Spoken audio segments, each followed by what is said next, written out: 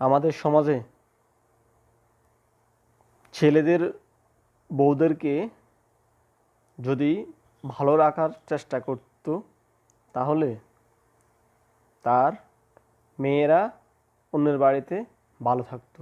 কারণ আমাদের সমাজে শ্বশুর শাশুড়িরা হোক বা মা বাবাই হোক, যে যাই হোক, কিন্তু সবাই তার মেয়ের জন্য ভালো কিছুই চায়, কিন্তু শ্বশুর শাশুড়ি তার ছেলে বউদেরকে ভালো চায় না।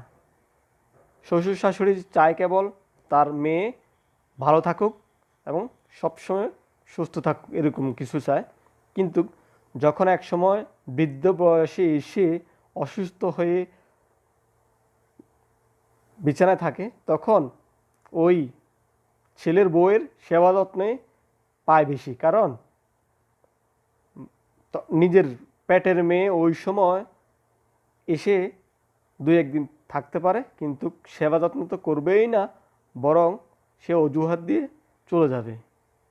তাই সময় থাকতে ছেলেদের বউদেরকে প্রাধান্য দিন, ওদেরকে ভালোবাসুন, যত্ন রাখুন এবং নিজের মেয়ের চেয়েও বেশি ভালোবাসুন।